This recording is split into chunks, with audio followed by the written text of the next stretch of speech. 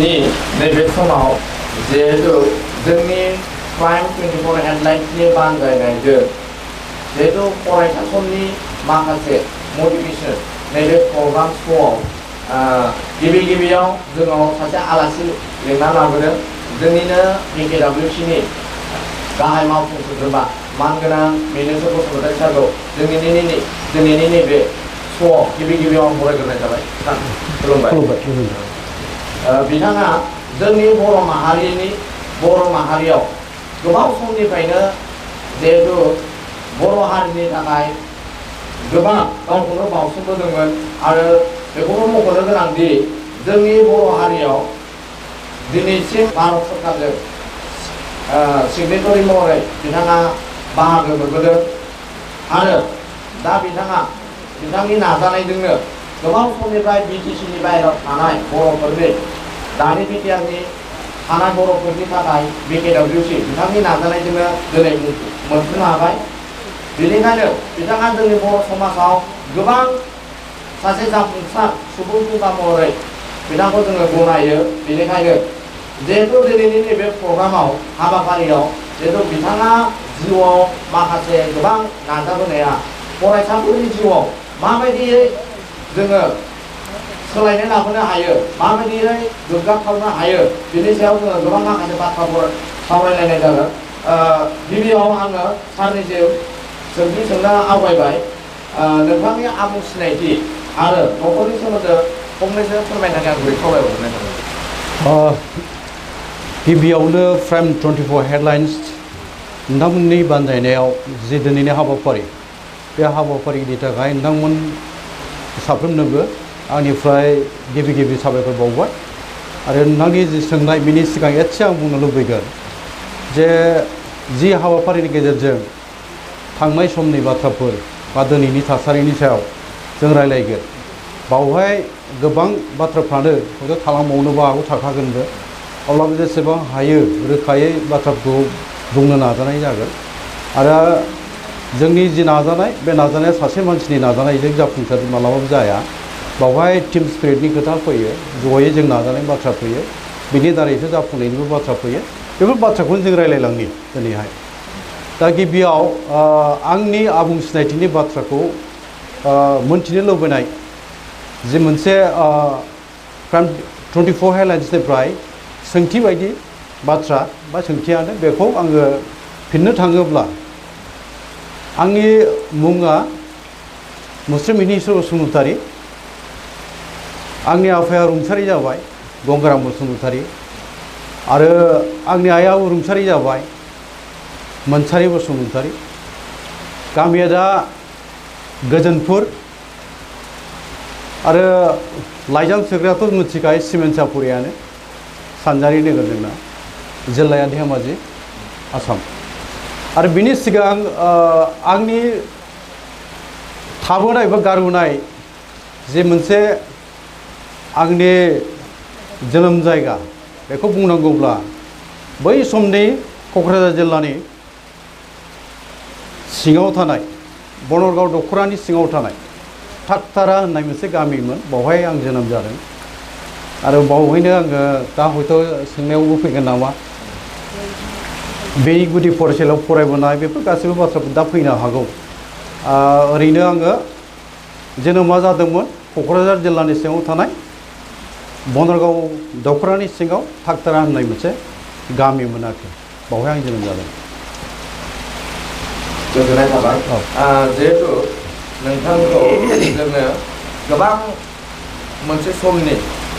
जाफुंसार फरायसाफोरनिफ्राय जोङो माखासे गोबां बाथ्रा मिथिनो मोनदों जिहेतु नोंथाङा बै समनिफ्रायनो फरायनाय समनिफ्रायनो नोंथाङा फरायसानि जा मावनांगौ हाबा बेखौ आबुं गोसो गोथारै मावफुंबोदोंमोन होननानै जों गोबां जाफुंसार फरायसाफोरा जोंनो फोरमायो जिहेतु आं बेखौनो सोंनो सानदोंदि नोंथांनि फरायनाय आरो फरायसा जिउनि सोमोन्दै फोरमायनो थाखाय आं खावलायनाय जाबाय। बे बाथ्राखौ रोखायै बुंनो थाङोब्ला आं नैबेखौ बुंथारनांगोन थांनाय आंनि फरायसा समनि जि बाथ्राफोरखौ गुदिनिफ्राय बुंनांगौआथ' गोलाव जागोन अब्लाबो बुंनो गोनां माखासे बाथ्रा जायखौ एसे मोनथिहोनो आङो आवगायबाय गुबैयैहाय आंनि सोलोंथाइ लानाय जागायजेननायनि बाथ्राया आंनि जोनोम जायगा जोनोम गामि थाकदारायावनो गुदि फरायसालियाव आङो फरायजेनदोंमोन थांनाय इं 1972 मायथाइ गुदि फरायसालियाव आङो नाम थिसनजेननाय जायो बेनिफ्राय आङो गुदि फरायसालियाव फरायनाय समाव ओरैनो न'खरनि हालादफ्रा थिग नङामोन हालोदा गोबां बेबायदि फरायसा दङ आं सानो दिनैबो आंनि मेगननि नोजोरावबो गोग्लैयो जोंनि न'खराबो बिदिनोमोन मोनसे माने रांखावरि बा धोन सम्पतिनि बाथ्रा बुंनो थाङोबा बहाय गोग्लैसोनायमोन जोंनि न'खरा बेनि गेजेराव आङो गुदि फरायसालियाव मुं थिसननायनि उनाव आं फरायनायावबो जेंनाजों मोगा मोगि जानांदों ओरैनो गुदि फरायसालियाव फरायनाय समनि बाथ्राया बेनो आङो 1970 मायथाइनिफ्राय 1977 मायथाइसिम हजोंहायनो फरायनो मोननाय जादों माने क्लास 5 सिम आं फरायदों आरो मोनसे बाथ्राखौ आं बुंनांगोन जे जोङो जाय समाव फरायदोंमोन गुदि फरायसालियाव जोङो 5 थाखो बा 5 बोसोर फरायनो गोनां जादों आथिखालावथ' 4 थाखो माने 4 बोसोर जोङो गुदि फरायसालियाव जोंनो जोबथा 5 थाखो फरायनो मोननाया माने एलपि स्कुल गुदि फरायसालियाव जोङो 5 बोसोर फरायनांदों आरो जोंजों लोगोसे बै समनिनो फरायसाफ्रा 4 थाखो जायफ्रा बारग'नानै बा उथ्रिनानै गुदि फरायसालियाव 5 थाखो फरायनो गोनांमोन बिसोरो गुदि फरायसालियाव 5 थाखो फरायनाङाखिसै जोंजों लोगोसेनो 5 थाखोआव क्लास 5आव थांजोब्बाय आरोखि बे समाव बर'गाव एमइ स्कुल बा गेजेर फरायसालियाव जोंनो जायगा होख'लायनो हायै जानांदों मानोना 4 थाखोआ गुदि फरायसालियाव 5 थाखो फरायनाङाखिसै जोंजों लोगोसे थांनानै आरो जोंहाथ' 5 थाखो माने 5 बोसोर फरायनानै आरो जोंबो 5 थाखो फरायहैबावनांबाय क्लास 5आव फरायहैबावनांबाय बावहाय जोंजों लोगोसे जायफ्रानाखि 4 थाखोनि बारग'नाय फरायसाफ्रा जोंजों फरायनो थांफानाय जाबाय बिसोरो अनजिमायाव ओरैबायदि बुरजा जाहैबाय दानिया जोंजों आरो बिसोरजों लोगो लानायाव जोङो जायगा मोनलायलायै जादों बर'गाव गेजेर फरायसालियावहाय बे समाव जोङो गोबां जोंनि गेजेराव फरायसाफोरनि अनजिमा बे अनजिमाया मोजांबो मोनहोदोंमोन जोंखौ फरायनायाव आरो जोंनि समाव मोनसे कम्पिटिटिभ मोनसे बादायलायनायनि फरायनायनिबो मोनसे थासारि दङमोन आरोखि माने साबसिन फरायनानै खोन्थानो लुबैयो रोंसिन जानानै जोङो फरायनो लुबैयो आरो फोरोंगिरिफोरखौ जों गिलु बालु मानियोमोन गियोमोनबो फोथायोमोनबो रेसपेक्ट खालामनाय मान होनायफ्रा बे दङमोन आरोखि सासे गुदि फरायसालिनि फोरोंगिरि आंथ' गोसोखाङो दाबो आंनि गाहाय फोरोंगिरि गुदि फरायसालिनि मेथाइआवबो नामखौ आं एसे मुंख'बाय आरोखि दोंसे मेथाइ बेखौ फोसावथ'वाखैबाबो राजेन बसुमतारी होननायमोन जेब्लाबो बियो गामसा गुफुर गानो धुति गानो आरोखि आरो गुफुर गस्ला गानबाय थाग्रा बे महराव नुबाय थायोमोन बे सारखौ बिदाय जालांबाय सारा दा गैला रुंसारि जाबाय बिनि फोरोंनायजोंनो जोङो जागायजेनबोदों आंनि फरायसा जिउखौहाय आरो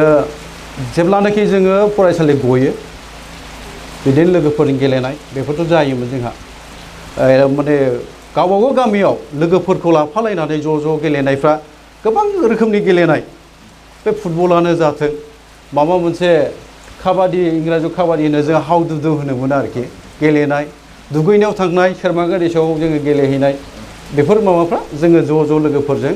खालामबोदोंमोन आरोखि बे समनि गेजेराव जेब्ला जों दुगैनानै फैफिनो बा बबेबा मोनसे गेलेनायनिफ्राय फैफिनो बा माब्लाबा गेलेयालासेनो जों लामायाव लोगो मोनोबा जोंनि फोरोंगिरिखौ जोङो मान होनाय बा खुलुमनाया जोंनाव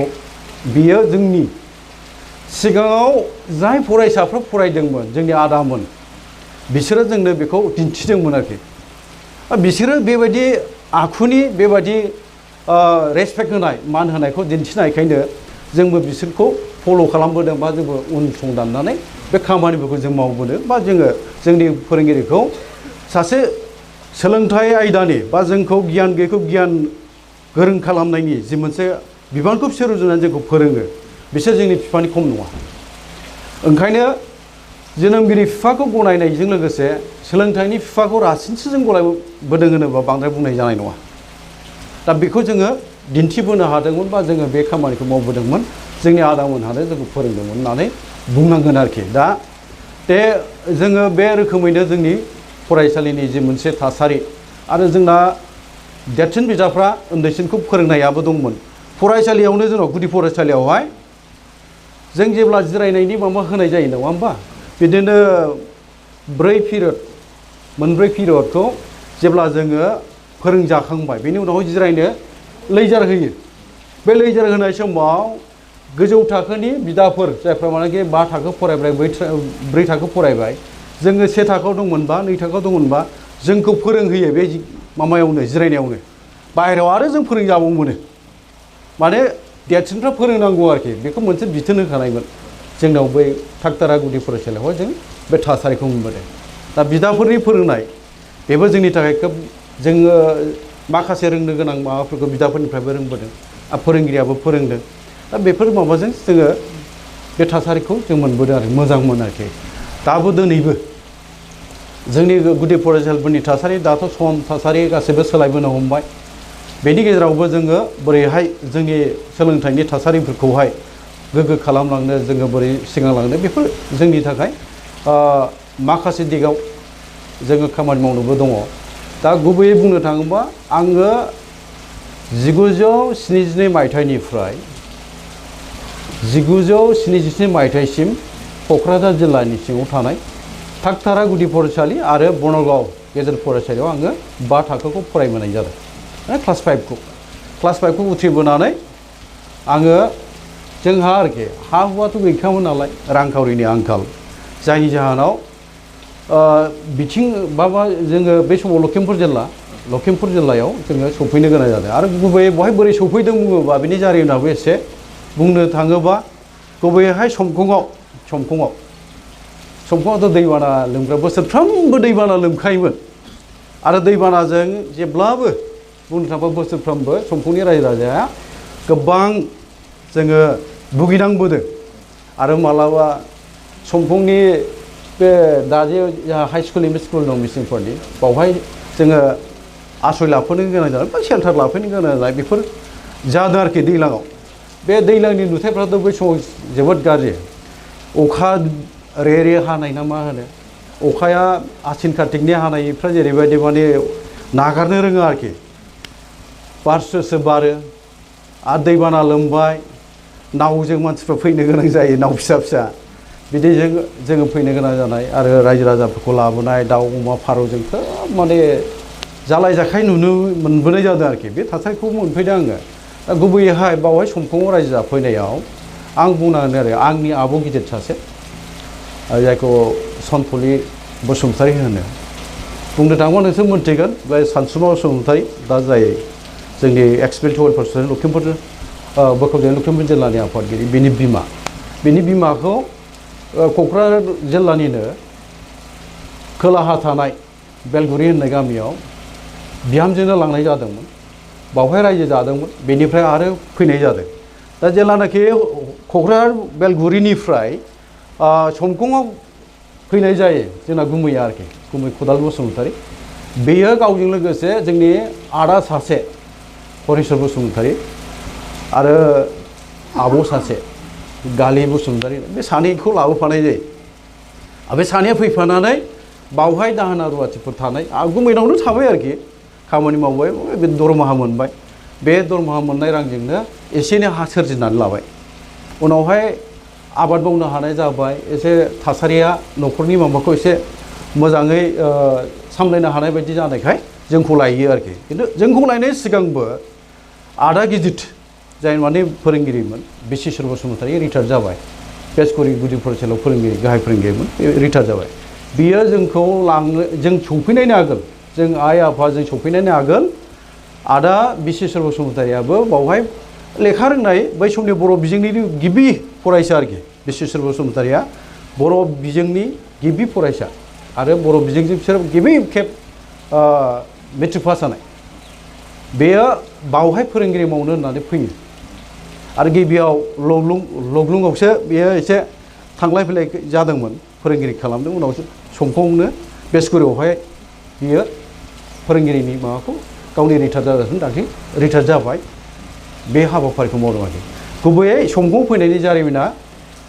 जोंहानि आब' गिदिर बिनिबो सासे देरसिन दंबावो सन्थलि बसुमतारी बेनि गेजेरजोंहाय जोङो बेवहाय सफैदों आरोखि बुंनो थाङोबा माने गुमैया लाबोफादों आरो बे हिसाबैनो जोंबो अजाया रांखावरि गैया धोन सम्पति जेबोआनो गैखाया हा हु जेबो गैखायामोन बे थासारियाव दंमोन जोङो आरो उन्दै समनि बे दुखुनांथाव बाथ्राफोरखौ बुङोबाथ' दंबावो खिन्थु बांद्राय ट्रेजिक बाथ्राफोरखौ बुंनोबो बोरैबा मोनो आरोखि एसे इमसनबो जानो नागिरो माने आफाया बुंनो थाङोबा एसे बुंगोन आङो आफा गंगाराम बसुमतारी दा रुंसारि जाबाय बियो बावहाय आं बिदि नुवा खिन्थु सिमेन्ट दैफ्रावबो बिदि दै दालाय फिसा फिसा थायो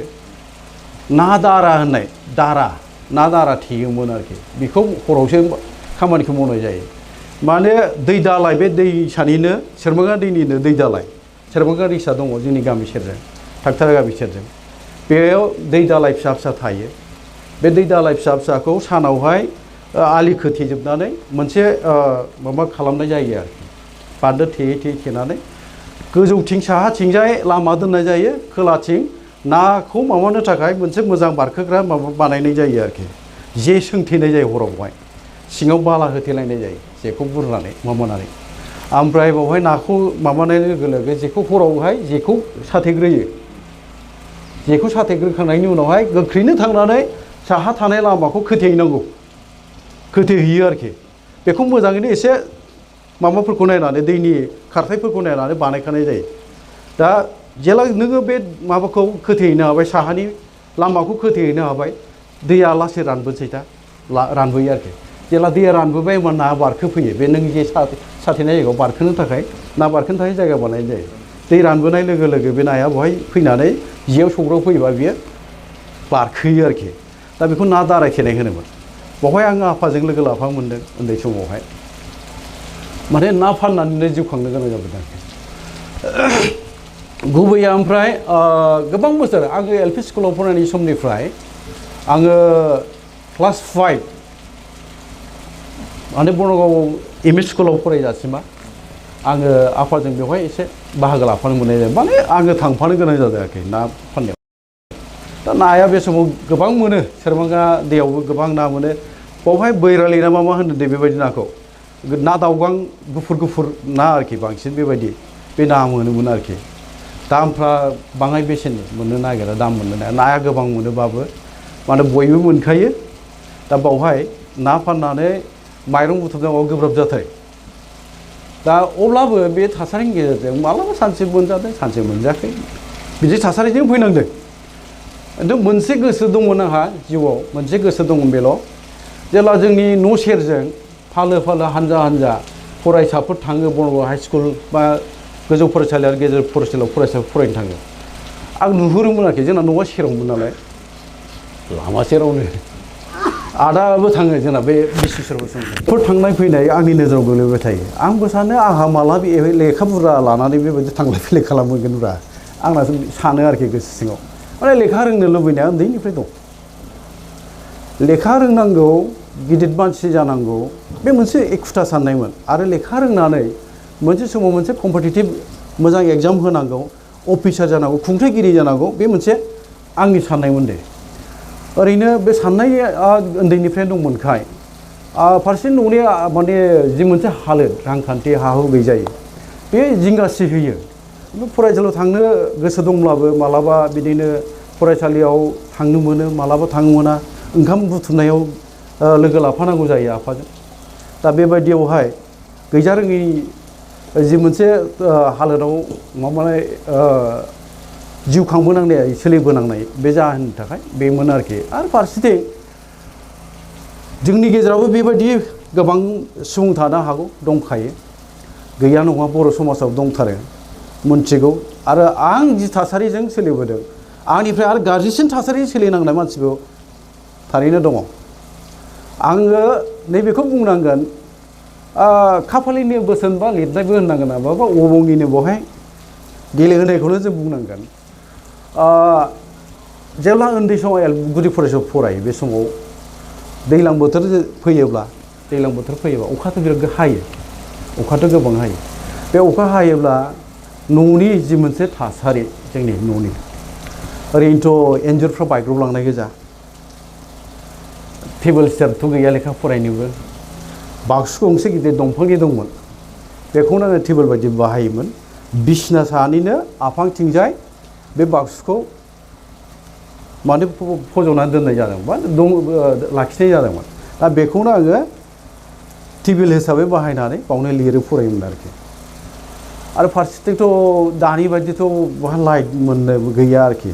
साखि सावनांगौ जायो मेगना आलौलायलाङो लेखा फरायबा केरासिनजों साखि सावोबा गोबाव सम फरायोबा मेगना जो आलौवो अब्ला बेनि गेजेरावबो लेखा फरायबोनाय जादों आरो हरावहाय मालाबा केरासिन सावनो मोना नालाय आंहा मालाबा फरायसालियाव फरायनानै फोरोंगिरिया जिखौ फोरोंहरदों सानखान्थिबो सारनो हरोबा माबा मोनसे लिरनो हरोबा बेफोरखौबो आङो न'आव फैनानै लोगो लोगो खालामफैखायोमोन बावहायनो आफाजों मालाबा एसे रायखांनाय जायो नेगेटिभ सेन्सआवहाय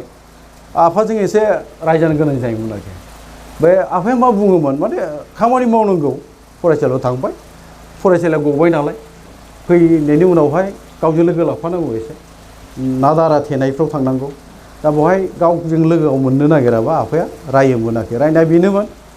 जे फरायसालियाव थांबाय लेखा सोलोंहैबाय फरायहैबाय न'आव फैबाय आरो लोगो लोगो मा लेखा फरायनायलाय बिदि मोनसे रायजानो गोनां जायोमोन आरोखि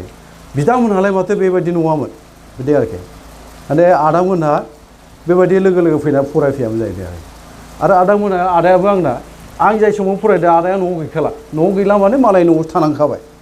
मालाय न'आव थानानैसो फरायखादों एल पि स्कुलनिफ्रायनो मालाय न'आव थानानै आदा बिसोर बसुमतारिया फरायदों आरो आदा हरेस्वराबो लेखा फरायनो मोजांमोन जाय दा गामि बेंगासिनो दङ हरेस्वर बसुमतारि नाथाय बे ओंखाम ओंख्रि जानो हायामोन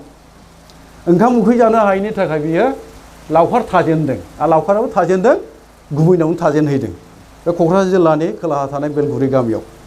गुबैनावनो लावखार थाजेनहैदों बियो दा ओमफ्राय फारसेथिं आदा गिदिरा नाथाय ओंखाम ओंख्रि जानो हायोमोन साननै गाहाम मोनजाबा बे फरायसालियाव थाङोमोन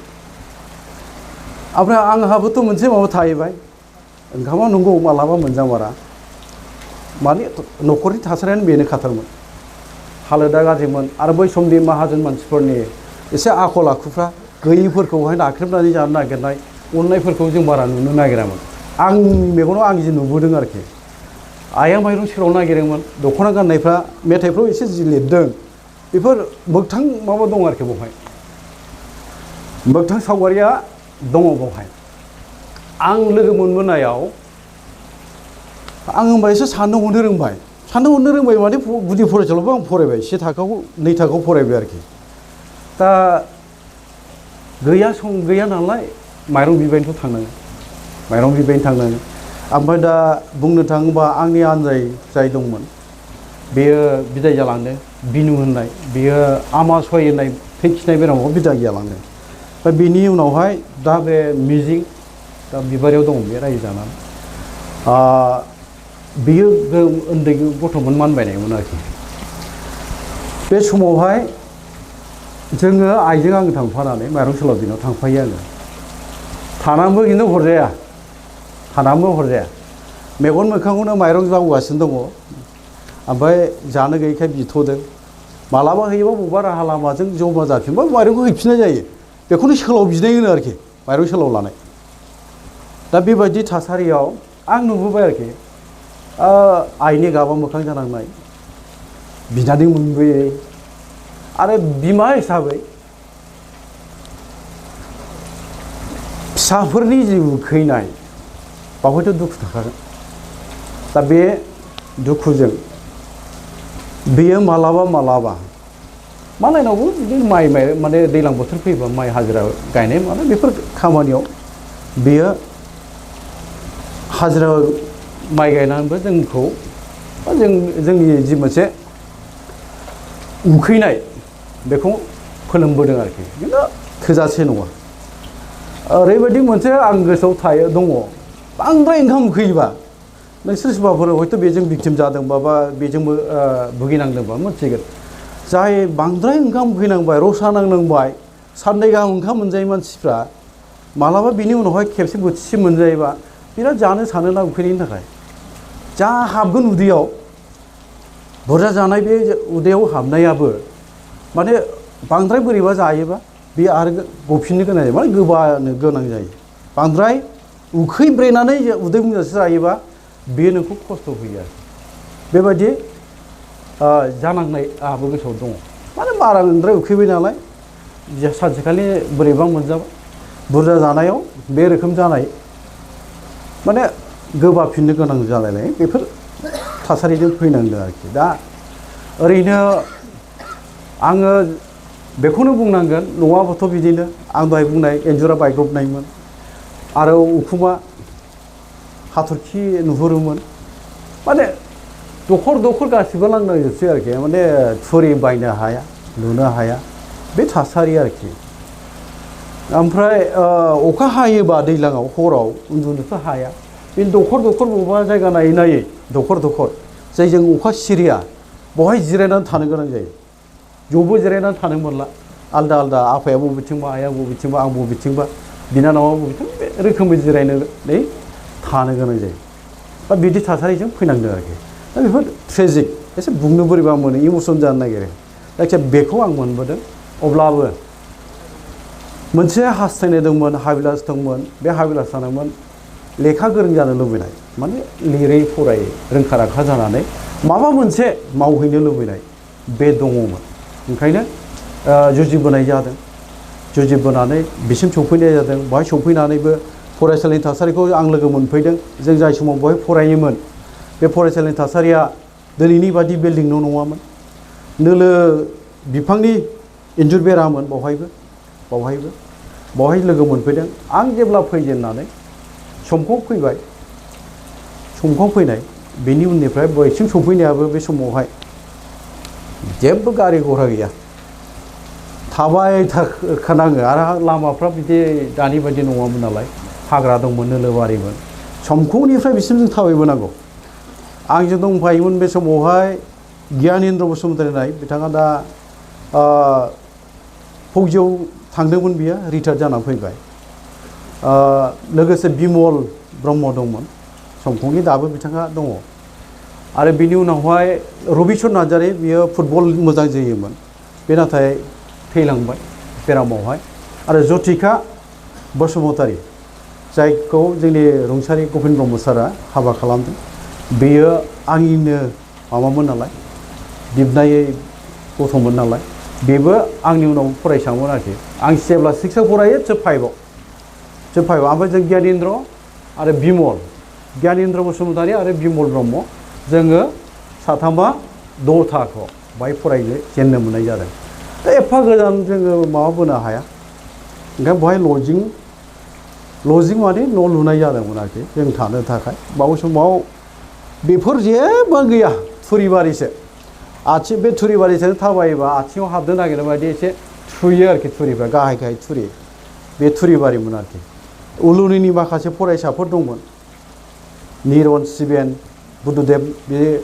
मुंनि फरायसाफोर जोंजों बाहाय दंफायोमोन आरोखि बिसोरो फरायसालि सेरावनो लजिं गंसे दंमोन बाहाय बिसोर थायोमोन आरो बिसोरनि सेरावहाय जोंनि दानि जाय आजोरोम लाबाय गाहाय फोरोंगिरिमोन बेबो बाजेन्द्रनाथ ब्रह्म सार बिथाङा थायोमोन न'खर संसार लानानै बावनो बेबो थायोमोन आरोखि बेल' सासे जोंजों थाफानाय फोरोंगिरिमोन बुंनो थाङोबा खाथियाव आरो बे समावहाय जोङो फरायसालिया जि थासारियाव दंमोन जोंबो गोदानमोन हिसाबै फरायसालिया लेखाबो मोननो थाङामोन बे समाव बिजाब मोननो नागिरामोन दा बिजाबबो लायनांगौबा क'क्राझाराव लायनांगौबा बर' बिजोंनि बिजाब लायनांगौबा गोब्राबमोन बे समाव रेलगारि खारोमोन रेलगारियानो साननै लाखायो साननै हरनै लाखायोमोन अरुणाचल एक्सप्रेस होननाय खारोमोन बे समावहाय दा बिदि थासारिखौ जों लोगो मोनबोबाय आरो लोगो मोननाय बावहाय फैनाय लोगो लोगो फरायनायनि जे मोनसे माबाखौ आङो बावहाय एसे गावखौनो एडजास्ट खालामनो सम लादोंमोन मानोना आं क'क्राझारनि गवालपारा मानसि जाथारबाय नालाय बावहाय जोंना गौलाय मन्दिर जाहैबाय कामरुपनि दं दरंनि दं दुधनि दं बालिगरा बारबोनाय जायो ओरै फैबा दासो रावफ्रा फ्राय गोरोबजोबनो नागिरबाय गिबि जेब्ला आं फैजेनो समफुंनिफ्राय जेला फरायसालियाव फैयो लामाजों फैयो रायलायनाया आंनाव खोमावनो हाबा बे समाव आरो बर'जों बर' रायलायबाबो जि मोनसे बेनि गारां बोनाय जायगा लायै जायगा गारां बोनायफ्रासो आलदा जायोमोनखाय आंनि खोमायाव हाबनोनो नागिरा आरो आं हारसा फंसेबो रोंखायामोन मोखां सोम सोम हारसा मानसि लोगो मा होननानैबा मा बुंनांगौ बे आंहा गिनाय लाजिनाय बेबो थाबाय आरोखि आङो बावहाय लोगो मोनबोयोमोन निजेन्द्र नार्जारि बिथाङा जोंनिनो गेजेर फरायसालियाव फोरोंगिरि मावदोंमोन बिथाङाबो बेरामाव रुंसारि जालांबाय बिथांखौ लोगो मोनदों आरो आंनि लोगो जाय बुजुम फ्रेन्ड होनो इंराजियाव दानियेल बसुमतारी बिथांजों जेब्ला जोङो लामा थाबायलांनाय जायो फरायसालि गबा बा फरायसालियाव फैबा बे समाव फिसाथ' मालाय बेवहायनो थानाय देरबाय नालाय आंनि आगोलखा सफैनाय गोजाबो जाहैबाय हारसा रोङोबो मालाय बिसोर रायलायबाय थायो दा आंहाथ' फंसेबो आं बुजिखाया हारसा दा माबा मोनसे सोंबा मा बुंनांगौ बे गोस गोस मोनहोबाय थायो गोसोखौ आंहा माने आङो इनफेरियरिटि कमप्लेक्सआव भुगिबाय थानांदों आरोखि बे समसिम आरो आङो क्लास 8 फैबाय फरायनाया 6 निफ्राय 7, 8, 9 सिम फरायफैबाय अब्लाबो हारसा आङो रोखा नङा हाया आङो हारसा रायलायनो खर'आवनो हाबनो नागिरा आंनाव खोब गोब्राब जादों बेनि गेजेरजोंनो मेट्रिकबो माबा होफैबाय मेट्रिक फाइनाल होनाय समावबो हारसा रायलायबा फंफा फंनै एसे जाहांबायबाबो माने गावनि गोसोनि साननायखौ बेखेवनानै फोरमायजोबनो हाया बिदि मोनसे थासारियाव आङो लोगो मोनबोदों आरो लोगोफोरखौ आरो फरायनायाव फरायनांदों जायखि जाया माखासे बेफोर जारिमिनफोर गोलावथार बुंनांगौ आरो गोबां थाबाय आंनिनो गाहाय फोरोंगिरि जेला जोङो क्लास 7 पास जाबाय आं हजों फरायहैफिननो नागिरदोंमोन बनगावआवहाय आं जाय फोरोंगिरिफोरखौ लोगो मोनबोदों बिसोरखौ बिराद मोजां मोनदोंमोन आङो गुबैयैहाय बनगाव एम इ स्कुलनि गेजेर फरायसालि फोरोंगिरिफोरखौ आङो जायफोरखौ लोगो मोनबोदों बिसोरनि फोरोंनायखौ गोसोआव जि मोनसे गोसोआव नांनाय गोरबोआव नांनाय फोरोंनाय आं बिसोरजों फोरोंजाबोनो मोनदों बिनि थाखाय आङो गोसोखांफिनबाय थादोंमोन आरो लोगोसे बे समावनो बनगाव गोजौ फरायसालिनि गाहाय फोरोंगिरिया मानगोनां रुंसारि ब्रजेन्द्र कुमार ब्रह्म बिथाङा बनगाव गोजौ फरायसालिनि गाहाय फोरोंगिरिमोन आरो बिथांनि जि मोनसे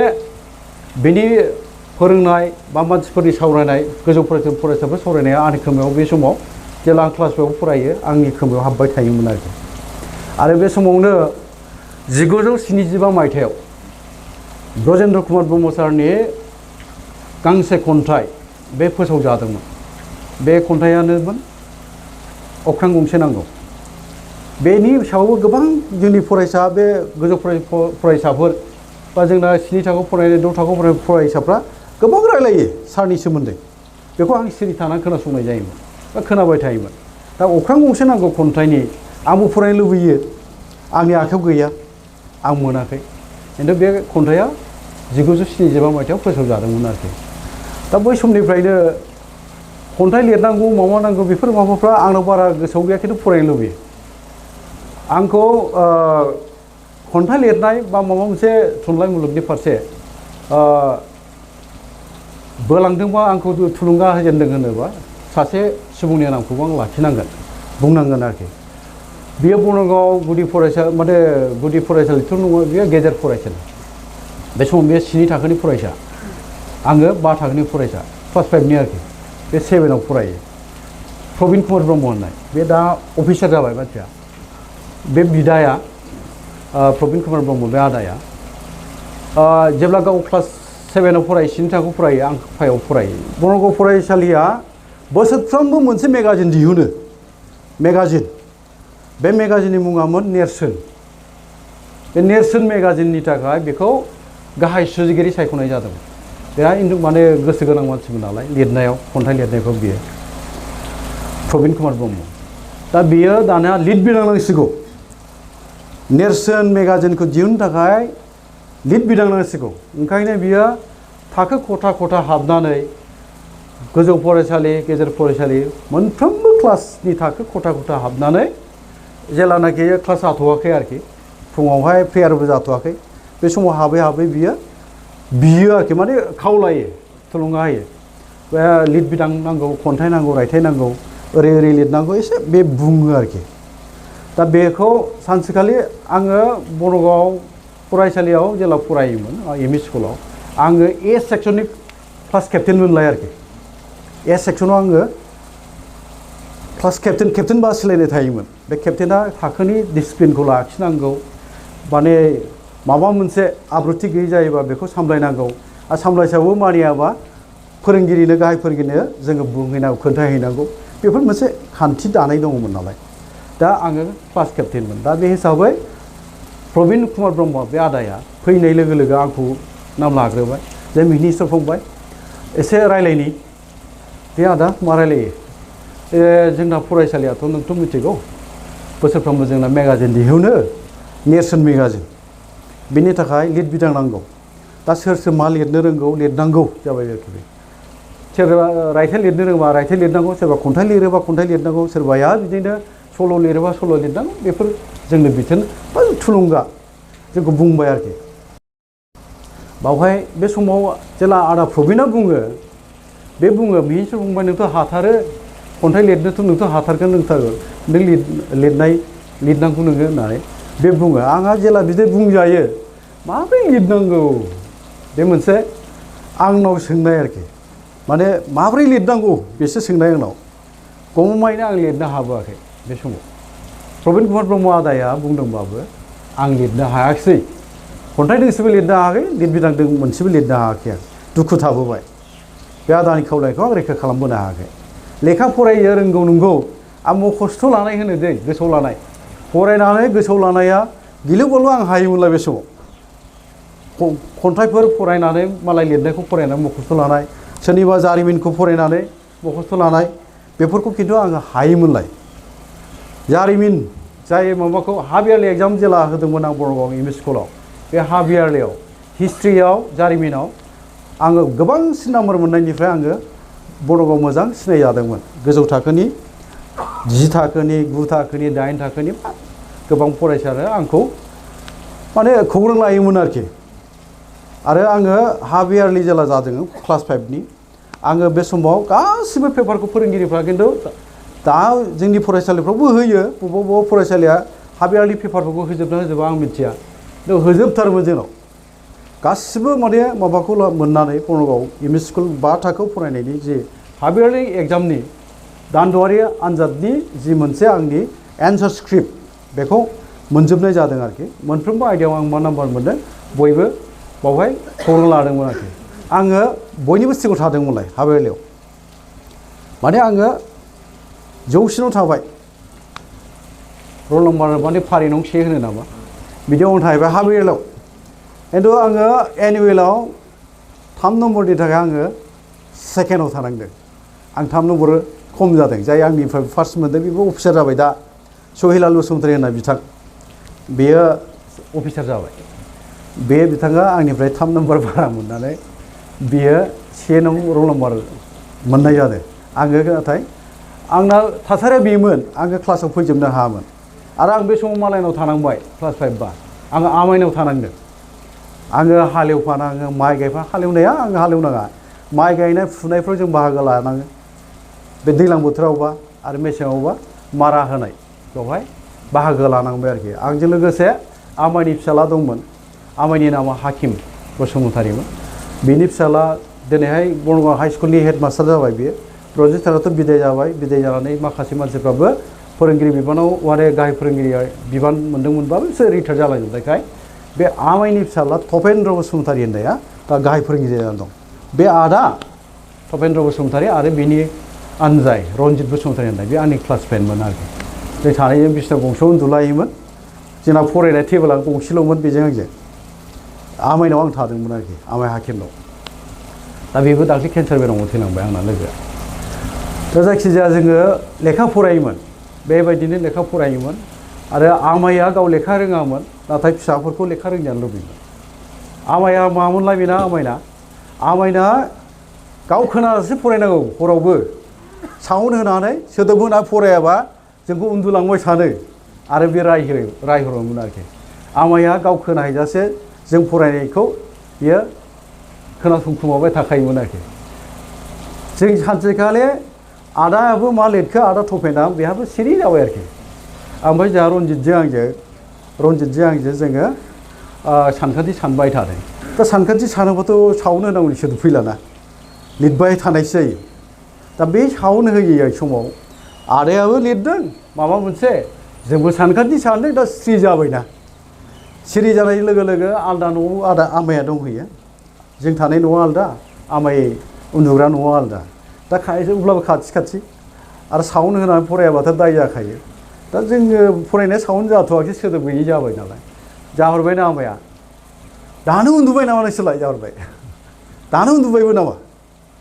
आं अब्ला आं थाबैनो रिप्लाइ हरदों आरोखि उन्दुवाखैलै आमाय होनबाय हा माथो सिरि जाखोफालाय जाबाय आंथ' उन्दुबायसो नंदों जाबाय सानखान्थि सानदों आमाय होनबाय आं सानखान्थि सानदोंनो आंलाय उन्दुबायसो नंदों बे आमाया बे रोखोम सांग्रांमोन आरोखि आरो आमाया ओरैबायदि मावथिमोन खामानि मावनाया दलद थाखायामोन सानावबो खामानि मावनानै मेंदोंबाबो बे 15 मिनिटसोल' उन्दुयो सानाव मेंनायखौ मेंगा होनो थाखाय सिखारबायबो आरो खामानियाव थांबायबो आरोखि दा बेबायदि मावथिमोन आरोखि आमायाबो गैला रुंसारि जाबाय दा जायखि जाया जोङो फरायनायनि जि मोनसे लामा आंनि फरायबोनाय आरो बिसिम सौफैनाय बुंनो थाङोबा गोबां बाथ्रा दङ जोबनाय नङा बुंनाया आरो क्लास 7 पास जानाय ओंखायनो आं थांफिननो नागिरदोंमोन आंजों लोगोसे आंनि बजम फ्रेन्ड बुंनो थाङोब्ला डनेल बसुमतारी थांफिननो नागिरदोंमोन जोङो सानैबो हजोंहाय फरायनो नागिरबाय आरोखि बेहा बेंटलाव फरायगोन आं बनरगावआव फरायगोन बे जोंनि सानैनि रायलायलायनाय दा सार्टिफिकेट जेला ट्रेन्सफार सार्टिफिकेट लांनो फैयो जोङो बे समावथ' फरायसालिया नोलो बिफांजोंनो एन्जुर बेराफ्रा माबानायमोन डेस्क बेन्चफ्रा जोंना थगथासोमोन थगथा मालाबा बायग्रबनानै गासिबो जौसोलायनो गोनां जायो बेबायदिमोन बारा बुरजाबो फरायसा गैयामोन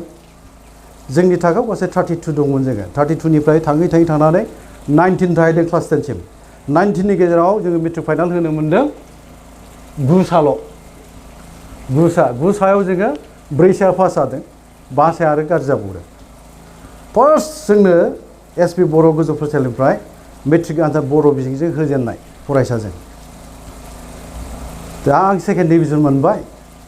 आरो माखासेया थार्ड डिभिजन मोनबाय साथामा दा जायखि जाया फरायनायनि माबाखौ लानानै बुंबावनांगौ जायोबा आं जेला थांनो नागिरो सार्टिफिकेट जेला जों लांनो फैयो अब्ला बेवहाय हाई स्कुल गोजौ फरायसालि गायसननो थाखाय साखाफारा खालामगासिनो दं बिनि साननो हनो बा इयुनखौ जायफ्रा नाहरदों बे जायगानि इयुनखौ बिथांमोनहा बेवहाय गोजौ फरायसालि गायसननानै सोलोंथाइ जि मोनसे आयदायाव जोंनि बे ओनसोला गोग्लैसोनाय बे गोग्लैसोनाय जायगाखौ बोरैहाय मोजां खालामनो हायो बावहाय रायजो जाफैनाय गथ' गथायफोर बे बर' रायजो राजानि गेजेरनिफ्राय बोरै मोजां फरायसा दिहुननो हायो बे साननायनि गेजेरजों बावहाय गोजौ फरायसालि गायसननायनि लाहार फाहार खालामनाय जादोंमोन दा बे समावनो फारसेथिं जोंहाबो गोबां जेंना जेथोजों मोगा मोगि जानांदोंबाबो गोबां जोङो साद जारलाजों जुजिनांदोंबाबो बे थासारियाव जों थानांदोंबाबो मोजां फरायनो लुबैयो मोजां फरायसालियाव फरायनो लुबैनाय बे हाबिलास थानायखाय जोङो बेनिफ्राय थांनानै गुबुन फरायसालियाव फरायफिननो लुबैनाय बा गावबा गाव रायजो जाबोनाय जायगायाव थांनानै लेखा फरायनो लुबैनायखौ लानानै जोङो ट्रेन्सफार सार्टिफिकेट लांनो फैदोंमोन बे समावहाय फरायसालियाव जिरायना दंमोन दानि आंनि बिफा बुंनो थाङोबा गाहाय फोरोंगिरि बेबो बिरेन्द्र कुमार ब्रह्म बिथाङा जिरायनानै दङ फरायसालियाव जिरायनानै दङ आरो रायलायबाय जोङो दनेल बिथांजों आंजों दनेल बसुमतारी आरो आं जे माने ट्रेन्सफार सार्टिफिकेट लांनो फैबायमोन सार जों दस्रा जायगायाव फरायहैनो गोसो जाबाय अननानै जोंनो जोंनि सार्टिफिकेटखौ हरदो बे जोंनि खावलायनाय आरोखि दानाथ' माबा मोनसे जेलानाखि गाव लुबैयै आरो गाव माबा मोनसे साननाय गावस्राथे माबा मोनसे साननाय दङ बावहाय गोजौ फरायसालि गायसननानै बावहायनो फोरोंनो गोसो दङ बे गोसो थानायखायनो गोबां जों जि मोनसे गोसोखौ लानानै फैनानै गावखौ खावलायफैदों बेयो सानहाबनो गोनां जाबाय आरो गोबां दुखुजों बियो रिप्लाइ होदों रिप्लाइआ बेखौनो होबाय जे मिहिनि सर थिग दङ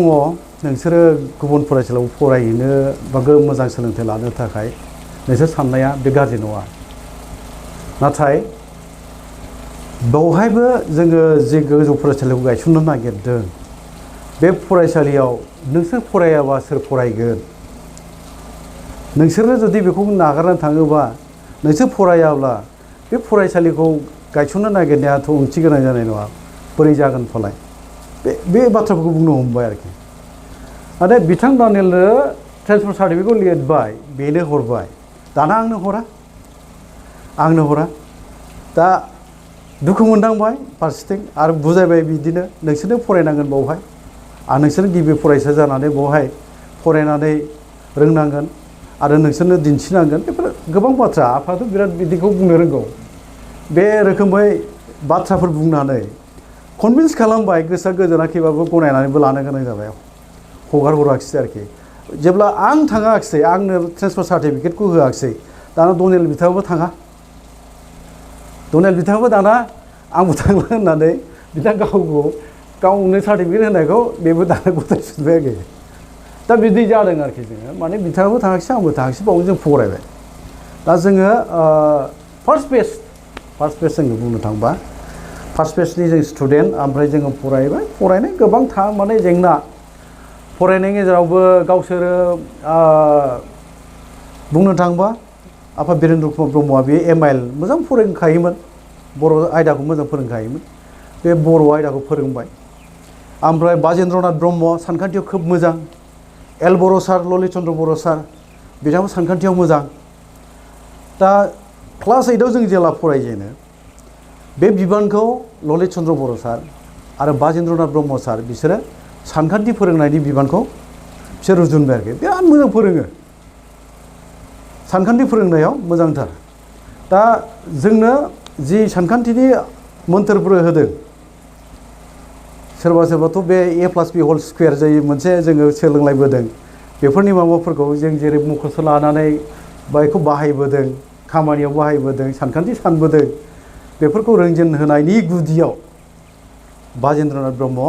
आरो ललित चन्द्र बर' सार बिसोर सानैया जोंखौ गोबां दिगावनो हेफाजाब होबोदों ओमफ्राय बिनि उनावहाय फोरोंगिरि नागिरबाय थानायाबो जादों बेखौ मोजाङै सामलायनो थाखाय गोरों गोरा फोरोंगिरिथ' नांगौ नालाय बोरै बोरै नागिरखो रौतायावथ' रायजो जाबोदोंमोन बे आफाया बिरेन्द्र कुमार ब्रह्म आफाया रायजो जाबोनायखाय बे मोनथिगौ बोरैबा गपिन ब्रह्म सारखौहाय बावहाय लाबोनो हानाय जाबाय फैनानै गिबि जेला जोंखौ फोरोंजेनो 8आवथ' मोनाखिसैयानो बियो 9निफ्राय जोंखौ मोनदों दा गपिन ब्रह्म सारा जेब्लानिफ्राय फैदों हारसिंनो मोनबा मोनद' साबजेक्ट फोरोंखायो बिनि फोरोंनाया जोबोद माने जोङो गोसोखांनांगोन आरो गोबां बेयो जोंनि थाखाय बिहोमा होलांदों कन्ट्रिबिउसन होदों बेखौ जों स्वीकार खालामनांगोन गिबियाव रायखांनाय जागोन गाज्रि गुनखौ रायखांनाय जागोन खिन्थु सैथोखौबोथ' मिथिहोनांगोन नालाय गपिन ब्रह्म सारा खोब सिम्पोल मानसिया सिम्पोल गाज्रि साननाय बेनाव जेबो गैया बेयो रोंजानो लुबैयो फरायसाफोरखौ फोरोङो मोजां मोजोमनानै फोरोंखायो खिन्थु बै समाव जेला फैजेनो बियो जौ लोङोमोन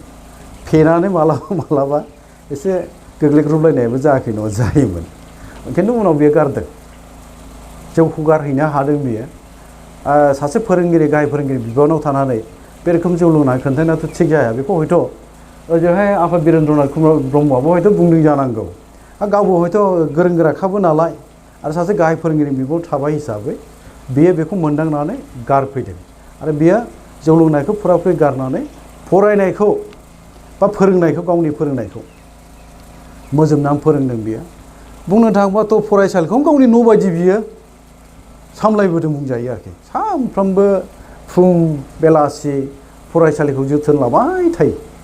बबे खनायाव दाखोर मोनसे गोग्लैनानै दं बबे खनाथिं मा जादों फ्राय नायबाय थायो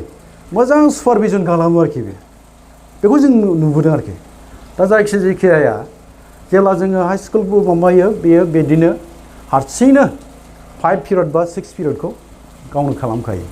इंराजि फोरोङो बियो हिस्ट्रि फोरोङो बियो साइन्सबो फोरोङो बियो ससियेल स्टाडिस फोरोङो बियो आरो बिदिनो माखासे जि मोनसे एडिशनेल साबजेक्टफोर थायो जिअग्राफिबो फोरोंबावो बियो जों जिअग्राफि लायो माने बुहुमखौरां बेबायदि हारसिंनो फोरोङोमोन आरोखि दा बेखायनो जोङो गोसोखांनांगोन आरो बेबायदि खस्थ' खालामनाय फोरोंगिरि मोननांगौआ गोब्राब दा जायखि जाया बिथाङाबो दिनै गैला फरायसालि जे मोनसे थांखिजों फरायसालिखौ गायसनदोंमोन एटलिस्ट बेनि माबाया थांखिया जाफुंबाय होननानै जों दिनै बुंफैनो हायो गोबां गोरों गथ'फोरबो ओंखारबाय लुबैनाय बायदि जाबावाखै होननानै आं बुंनो लुबैगोन जोङो मानो जाबावाखै होनोबा बेवहाय बुंनांगोन सोमावसारनाय जों बारहावा लोगो मोननांबाय बर'नि रायजो जानायाव बर' हारिनि थाखाय थांनानै थानाय रैखाथि थामोनथाया बे समाव थ्रिंगाव दंमोन। हारसाफोरजों जोङो नाख्रेबजानाय सुजानाय गादबजानाय मोनसे हारिमोन। राव हारिमु थुनलाइयाव जोङो नाख्रेबजादोंमोन। बे समाव हारसाफोरनि मोनसे बृहत्तर असमिया जाथि दानायनि जे मोनसे प्लेनिंजों आसामाव सरकार फैदोंमोन, एजिपि सरकार, आसुनि सोमावसारनायनि गेजेरजों बे सरकारा बर'फोरखौ जेरैखि जाया फोजोबस्रांनो नागिरनाय आरो असमिया रावखौ बर'नो जाबसिननानै होनो नागिरनाय, गावसिनि गाननाय जोमनायखौ बर'नि जाबसिननानै होनो नागिरनाय, बेफोर थासारिखौ जों लोगो मोन्दोंमोन आरो बावहाय गोनां जादोंमोन, सोमावसारनायनि गोनांथि जानानै फैदोंमोन। बे समाव बर'फोरनि गेजेराव राजखान्थि हान्जा दंमोन पिटिसि। दा बे पिटिसि हान्जाजोंबो गोजोनथाव मोनसे रिजाल्ट मोननाय जायाखैमोन। ओंखायनो बर' फरायसा आफादा सोमावसारफैनो गोनां जादों। बेफोर उनाव जों सावरायदिनि। जायखिया जोङो बुंनो थाङोबा जोंनि फरायनायनि जि मोनसे ट्रेन्ड दिनैहाय बुंनो थाङोबा आङो बहा एसे गोनांथि बा बुंनो गोनां दं आंनि साननाया नैबे आरोखि दाथ' थासारिया एसे मोजां जाबाय। फरायनाया जोंना दानि गोदान मुगानि जे मोनसे निउ इडुकेसन पलिसि फैबाय। बे निउ इडुकेसन पलिसिनि गेजेरजों जों बोरै फरायलांनांगौ दाबो जोंना जेंना जोबाखै। जोंनो माबा मोनसे होदों, माबा मोनसे आरो जेंना जाबसिनना होनो नागिरो, बेफोरखौबो जों दा मोनबाय थादों। दा ओंखायनो आंनि लुबैनाया जोंनि बे एस.पि. बर' गोजौ फरायसालिफ्राव फरायनानै जायफ्रा बारग'दों बा पास जालांबाय, बे साक्सेसफुल जालांनाय फरायसाफोरनि गेजेरनिफ्राय बा जों गासैबो बुंनो थाङोबा माखासे गोजौथार बिबान लाहैनो हानाय दाबो जोंनिफ्राय ओंखारथ'वाखै। दा आं मा बुंनो नागिरदों, दिनै इन्डियान एडमिनिस्ट्रेसन सिस्टेमफ्राव भारतनि जि खुंथाय बेबस्था, खुंथाय जि मोनसे एडमिनिस्ट्रेटिभ मिशनारि, बावहाय जोंनि मानसि दाबो बेनिफ्राय पास जानाय सौहैनो हायाखै। आइ.ए.एस जानो हायाखै, आइ.पि.एस जानो हायाखै, आइ.एफ.एस जानो हायाखै। बावहाय दाबो क्राइसिस दङ। दा बे क्राइसिसखौ सुफुंनांगौबा बावहाय फरायनाय फरायसाफोरनि जि मोनसे जुजिनाय बा जोंनि फोरोंगिरिफोर जायफोर दङ बिसोरनि फोरोंनाय बा जोंनि गारजेनफोर जायफ्रा गथ' गथाय दिनैहाय बावहाय फोरोंदों आरो बेजों लोगोसे जोंनि बर'नि माहारियारि आफादफोर जाय आफादफ्रा दिनै समाजनि बर' हारिनि मोजांनि थाखाय खामानि मावदों, बे आफादफ्राबो बिबान दङ, गारजेनफ्रा बिबान दङ, फोरोंगिरिफ्रा बिबान दं, बा जों बर' एस ए हल बावहाय रायजो जानाय गासैबो बर'फ्रानो बावहाय रेसपन्सिबल बा बिबान दं होननानै आं सानो। दा ओंखायनो बे क्राइसिसखौ जों बोरैहाय सुफुंलांनो हागोन बेनिबो रायलायनांगौ दं आं सानो। गोजोननाय थाबाय जिहेतु नोंथाङा नोंथांनि फरायसा सम बेखौ आबुङै फोरमायनायनि जिहेतु जोङो नोंथांनि माखासे लोगोफोरनिफ्राय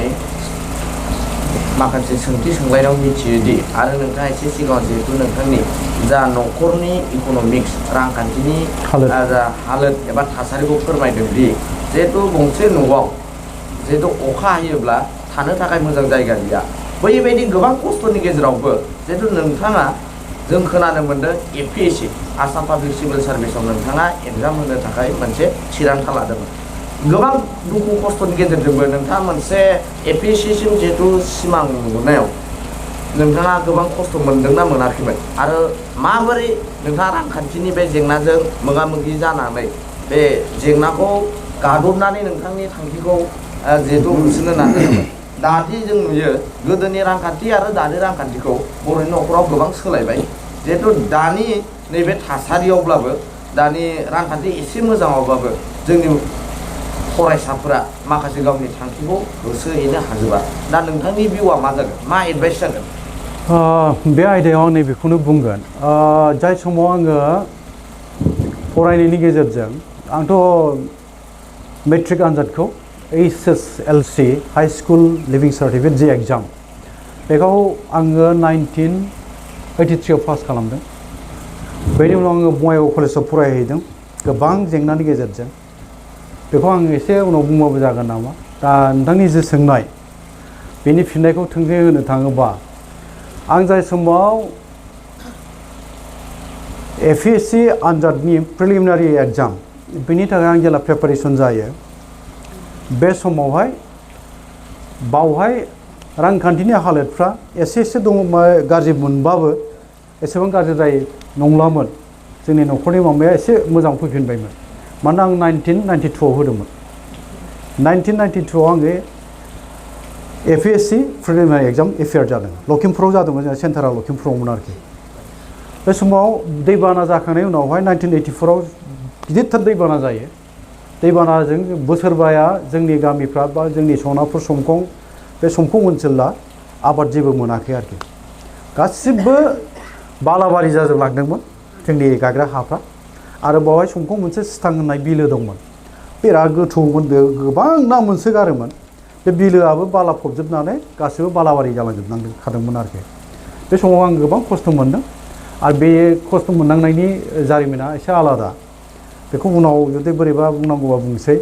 आं बारा बुंनोबो सानथ'वाखै जायखिया बुंनो गोनां जाबा बुंनो गोनां दा आङो जेलानाखि APSC एग्जाम प्रिलिमिनारि एग्जाम होनो जेला आं प्रिपारेसन जायो बे समावहाय जोङो जेनेरेल नलेज फरायो ओमफ्राय कम्पिटिटिभ माने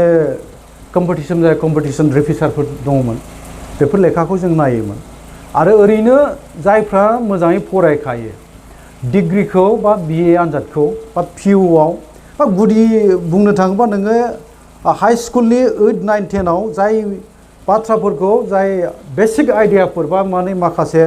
जायफ्रानाखि सिभिक्स एन्ड इक'नमिक्सफोर लायो जायफ्रानाखि न'खर बिगियानफोर लाखायो बे इडुकेसन एडिसनेल साबजेक्ट हिसाबै लानो हायो आरोखि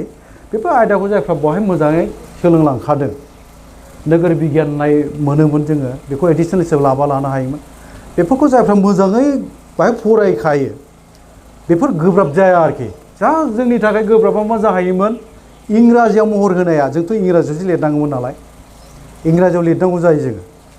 जोङो बर'जों बिजोंजों फरायदों बर'जों जोङो आनजादखौ होनो हाला जोङो इंराजियाव लिरनांगौ जायो दा बे जोंखौ गोब्राब मोनहैयो आरोखि जायफ्रा खिन्थु इंराजियाव जायफ्रा मोजांखा आरो जायफ्रा बहाय गोजौ फरायसालियाव 8, 9, 10 आव मोजां फरायलांखादों बे मानसिफोरनि थाखाय आं सानो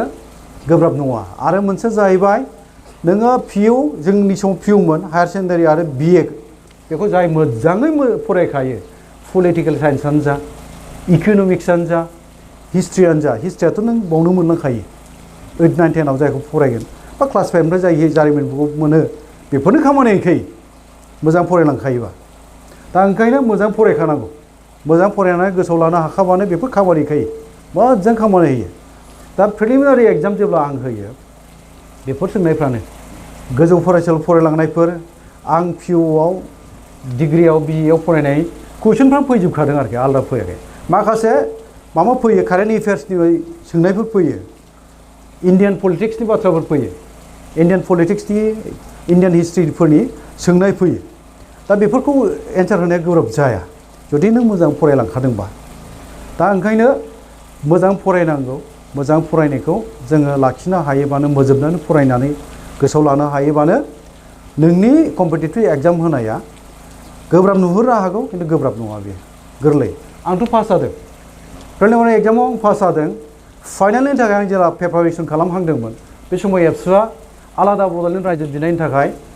प्रग्राम लाफिननाय एनाउन्स खालामफिननाय माने हाबाफारि लाफिननायखौ फोसावनायाव बाहागो लाफिननो गोनां जानायाव आङो फाइनालखौ एपियार जानो हायाखै दा बे आरोखि गोसो थादों आरो मिजिं दंमोन पास जागौमोन खोमा आरो पास जायोमोनबा हयथ' दिनैहाय नोंसोरजों बे रोखोम जिरायनानै आङो बाथ्रा शेयार खालामलायनो मोनगोन ना मोना बे आलदा मोनगौमोन आलदा रोखोमै मोनगौमोन जानांगौ जेखि जाया इसोरनि गासैबो दैदेननायबो बुंनो लुबैयो आङो माने बुंनाय बाथ्रा दङ इसोरा माखासे जि मोनसे मावनो गोनां खामानिफोर थायो बेखौ जाय मानसिफ्रा बिसोरो केपासिटि दङ जाय मानसिफ्रा केपासिटि दङ बिसोरनोसो बिबानखौ होनाय जायो आंनि केपासिटिया बिथिंमोन खोमा ओंखायनो बिथिंजाय बिबानखौ होबाय बिदि साननांगोन दा आरो जायफ्रा दिनैहाय गुबुन लामाजों रोंखा राखा जानानै दङ इसोरा बिसोरनो बेखौ मावहोनो होननानै बिबान होदों जानांगौ आरो बाथ्राया बे साखिबो नायोनो जेब्ला नोङो गोबां सारजारला खैदां खैफोद दुखु खस्थ'जों सहायनांबाय बे समाव नोंखौ नोंनि गोसो हमथानाय गोहोखौबो साखिनायोनो सोरबा गोसो बाया होमबा गोबां खस्थ' मोननांबानो माबा मोनसे थासारिजों मोगा मोगि जानांबानो सोरनिबा गोखा गोखै राव खोनासंनो माने सोरबा सोरबा गोसो बायो खायफाया गोसो बायो नाथाय बे जानो नाङा ओंखायनो इंराजियावबो मोनसे बाथ्रा बुंदों ना failure is the pillars of success होननाय बाथ्राफ्रा फैमाल जानाया सोलायनो उथ्रिनाय खाम्फानो बेखौ बोरै जों इन्सपिरेसन हिसाबै लानो हायो इन्सपिरेसन हिसाबै लानाय फैलारा नोंहा मानो जाखो मानि थाखाय जानांखो जानो हागौ हयथ' नोंनि प्रिपारेसन खालामनायावनो बबावबा गोरोन्थि थालांबाय खोमा नोंनि प्रिपारेसना थिग जायाखिसै जानांगौ बा नोङो मोजां गाइड मोनाखिसैबो जानांगौ दा बेफोर बहा नोंहा बबे दिगावहाय माने आंखाल जाबोखो बा नोंहा क्राइसिसआ मा जाबोखो बेखौ नों बोरैहाय थिग खालामनो हायो बिनि लामाखौ नोंबो नागिरनांगौ आरो गोरों गोराफोर थायो सिनियर मानसिफोर थायो फोरोंगिरिफोर थायो एडभाइस लाहैनाय बेबो जानांगौ एडभाइस लाहैनांगौ बोसोन लाहैनांगौ जे आं ओरै ओरै मोनसे प्रिपारेसन खालामनो नागिरदों अननानै आंनो एसे गाइड खालामगोन नामा आंनो एसे फोरमायगोन नामा बेफोर आरोखि आरो जोंनाबो दिनैहायथ' गोबां कनसियास जाबोबाय मानसिफ्रा सुबुंफ्रा गोबां रोंनायबो फैबाय गोदान जि मोनसे थासारि फैबाय बेजों खाबजानानै जोङो खामानिफोरखौबो मावनो रोंबाय बुंनो थाङोबा जोङो बेखौनो जोङो नोजोर होनांगोन जे जोंनि जि मोनसे गोदान मोनसे चेलेन्जिं जि मोनसे सम फैदों पिरियड फैदों बुब्लि फैदों बेजों नोंखौ बोरैहाय खाबजा होनानै नोंनि प्रिपारेसनखौ लांनो बे आरोखि जुजिथाबनाया गोनांथार आं मानो फेल जाखो मानो फेलें जानांखो बेखौ फेजेननो थाखाय नोङो मा रोखोम गोसो लानांगोन गोसोआ गोरा जाखाथारनांगोन बड'फाया मोनसे बाथ्रा बुंदों जिउनि थांखि होसोनो थांनायनि बाथ्रा बावहाय साक्सेस जानांगौबा बड'फानि बुंनाय बाथ्रायाबो जोंनि थाखाय गोसोआव गोनां बियो बुंदों मा जिउनि थांखि होसोनायनि थाखाय साक्सेस जानांगौबा बे साक्सेस जानायनि थाखाय जोङो एडिकुवेट प्रिपारेसन होनदों बियो एडिकुवेट प्रिपारेसन आनवेरिं एम होनदों बेयो मोनसे आरो एबजर्बिं अल दि पार्पजेस मा होननाय जाखो नोंहा जिउनि थांखि होसोनो थाङोबा थोजासे साखाफारा जानांगौ थोजासे प्रिपारेसन थोजासे जानांगोन नोंहा आरो नोंहा थांखि ओरैबायदि मोनसे थांखि थानांगौ जायखिजाया थासारियानो फैयाथों मानो बारहुंखा सारअन्थाइ बांग्रि दैबाना फैनो हागौ जिउ लामायावथ' जोङो लोगो मोनो गोबां खैदां खैफोद मोननो हागौ अब्लाबो बे थासारिनि गेजेरावबो नोंनाव थांखि मोनसे थानांगौनो बे थांखिया जानांगोन लोर सोर जानो रोङै दिदोमथि मोनसे थांखि थानांगौ बे बारहुंखा सारअन्थाइ बांग्रि फैयोबाबो बे लुंगिनो मोननाय नङा लोर सोर जानो मोननाय नङा बेबायदि थांखि नोंहा थाखानांगौ नों मा जाहैनो इयुनावहाय बे थांखिया नोंहा गोग्गो रोखा जाखानांगौनो जोंथ' मोनसे लामाजों रावबो थांजोबनो हायाना सोरबाया माने आबादारि जागोन सोरबाया अफिसार जागोन आइएएस अफिसार सोरबा आइपिएस जागोन सोरबाया आबादारियानो जाबाय सोरबाया सिंगार जाबाय सोरबा डेन्सार जाबाय सोरबाया गेलेगिरि जाबाय बायदि बायदि आरोखि खिन्थु नोंखौ नों बबेनि थाखाय फिट साननानै लानोबा सानदों आरोखि नों बबे लामाजों नोंखौ लांगोन बा नों इयुनाव मा जाहैनो नागिरदों बेखौ रोखा खालामनानै नों प्रिपारेसनखौ जानांगौ अब्लानो साक्सेस जायो होननानै बड'फा बुंलांदों दा नंखायबो नङा जोंनाव प्रिपारेसना थाथारनांगोन थोजासे प्रिपारेसन थानांगोन लाहार फाहार खालामनांगोन जों जानांगोन आरो थांखिया जोंना लुंहेनो मोननाय नङा जायखिजाया थासारियावनो लुंहेनो नाङा बे थांखिया बेनि थाखाय नों मोजोबनानै खामानि मावथारनांगोन आरोखि अब्लानो आं सानो जोंनि उथ्रिनायाबो मोगथांनि बाहेरा जानाय नङा दा जोंनाथ' गोसो बायोना आरो माबा मोनसे बिनायाव बिमा बिफानिफ्राय बिनायाव मोना खुद्रियो दा नोङो साननांगोन न'खरनि थासारिखौबो साननांगोन न'खरा नोंना बेसेबां गोख्रों नों लुबैनायखौ होनो हायो हाया बे जिनिसफोरखौबो नों एसे साननांगोन हायाब्ला नोंखौ बोरै कनभिन्स खालामनो नोंनि गोसोखौ आरो बिनि थाखाय मा राहा लामा लाजायो बिनि फारसे नों साननांगोन आरो जायखिजाया समावनो जोङो जोंनि जि नाजानाय बे मालाबाबो खम जानो नाङा ओंखायनो बाथ्रा बुंनाय जायो गले गले नाजानाय पारसिभारेन्स होनो बेखौ इंराजियाव गले गले नाजाथाबनाय बे गोहो थानांगौ पारसेभारेन्स माने गले गले नाजाथाबनाय बेखौ बुङो आरो नोंहा प्रमाइजिं स्पिरिट थानांगौ सतबांसा लानाय मोनसे स्पिरिट थानांगोन नोंहा सतबांसाबो थानांगोन आं सतबांसा लाबाय आं ओरै जाहैथारगोन आं IAS जाहैथारगोन आं IPS जाहैथारगोन आं ओरैबायदि डेन्सार जागोन आं ओरैबायदि सासे सिंगार जागोन आं ओरैबायदि सासे गेलेगिरि जागोन बेफोर साफा साफा गावबा गाव सायख'ना लानायनि बाथ्रा आरो बेनि थाखाय गावबा गाव रोखा खालामनानै लानांगौ दा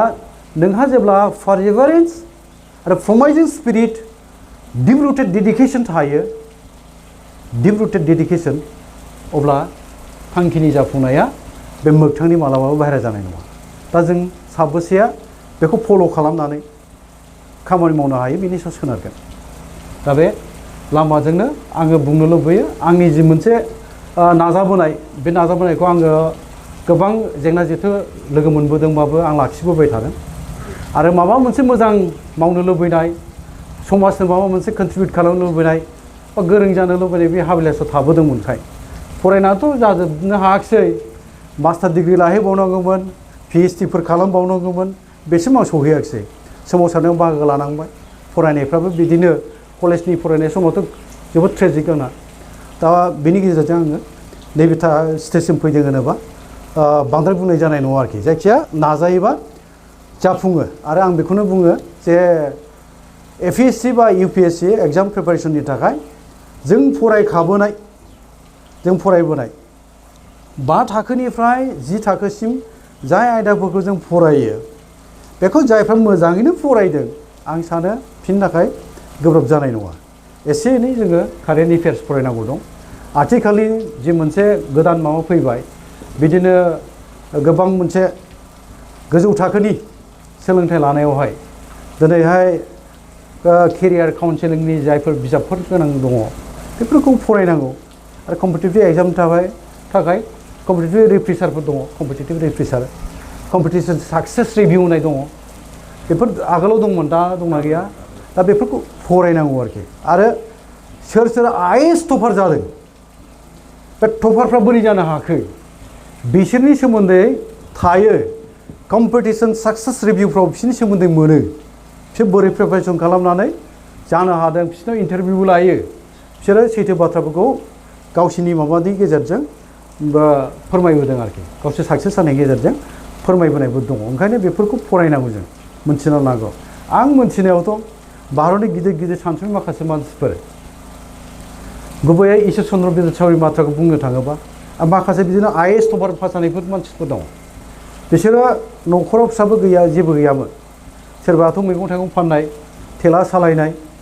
रिक्सा सालायनाय थेला बोनाय बिदिजोंबो फैनाय दं खिन्थु बिसोर कम्पिटिसन साक्सेस जि मोनसे कम्पिटिटिभ एग्जाम होनानै पास जाहैदों टपार जाहैदों बे जोंनि थाखाय मोनसे गोनां सासे आं नामखौ गोसोआव गैला बेयो टपार जादोंमोन आरो बेयो रांखान्थिया ओरैबायदि गाज्रि बेनाबो न'खराव साथि सावनो हाया न'खराव साखि जलाय केरासिन बायनो हाया बेयो मा खालामो स्ट्रिट लाइट टाउनावथ' स्ट्रिट लाइट थायोना ओरैनो सानावबा रिक्सा सालायो बियो रिक्सा सालायनाङो बा बिदिनो मैगं थाइगं माबा माबि फाननाङो बियो बे थासारिनि बे हालोदनि बे न'खरनिनो मानसिमोन बेबो दा बेयो केरासिन बायनो हाला नालाय साथि सावनो हाला न'आव फरायनो हाला दा स्ट्रिट लाइट थायो टाउनाव बे स्ट्रिट लाइटनि गाहायाव बे जिरायनानै लेखा फरायो स्ट्रिट लाइट माने लामा लामा दालाय टाउनाव माबा थाया होमबा लाइट जोंहोयो खोमसि जानायखौ सोरां खालामो दा बे गाहायाव बे फरायो मालाबा थाम्फैजों अरजाबावनाङो बेबायदि थासारिजों फरायनानै बियो IAS टपार जाहैदों आरोखि सरि आङो नामखौ गोसोआव गैया खिन्थु फरायदोंमोन आङो गोबावसै नालाय दा बेबायदि जोङो जानोबो हानांगोन ओंखायनो दहाय आं एसे बुंनाया गोबां जोंनि गेजेराव जेंना जेथो थागोन जिउ लामायाव जोङो बारहुंखा सारअन्थाइ लोगो मोननो हागौ खैदांखैफोर लोगो मोननो हागौ अब्लाबो नाजानाया खम जानो नाङा आरो हारिनो माबा मोनसे मोजां मावनो लुबैनाय आरो मोजां साननाया बे थानांगौ गाज्रिखौ गारखानांगौ मोजांखौसो लानांगौ आरो बेजोंसो जोङो आवगायलांनांगौ आरो जोङो मोजां जाबासो जोंनि इयुन जोलैफ्रा जोंनि फंबाय बिनानावफ्रा आं दहाय बुङाखैमोन होनबा एसे आगोलाव जोंनि आदामोनहा जोंखौ फोरोङोमोन जे फोरोंगिरिखौ लामायाव लोगो मोनबा खुलुमनांगौ मान होनांगौ ओंखायनो जोङो बे आखुफोरजों बे आखलफोरजों जोंबो जोंनि फोरोंगिरिफोरखौ खुलुमबोदों मान होबोदों दा नोंसोरबो मोजां जायोबा नोंसोरनि फरायनायनि जे मोनसे स्पिरिट बा फरायनायनि जे मोनसे ट्रेन्ड दिनैनि थासारिजों खाबजाहोनानै चेलेन्ज खालामनानै जिउआव माबा मोनसे जाथारनो होननानै फरायनानै दिन्थियोबा नाजायोबा जोंनि बे फंबाय बिनानावफ्राबो उन्दै उन्दै गथ'फ्राबो इयुन जोलैफ्राबो नोंसोरनि आगाननिनो संदानगोन आरो नोंसोरनो आइडियेल जागोन बिसोरनि थाखाय दा बेखौ जोङो दिन्थिनो नाजानांगौ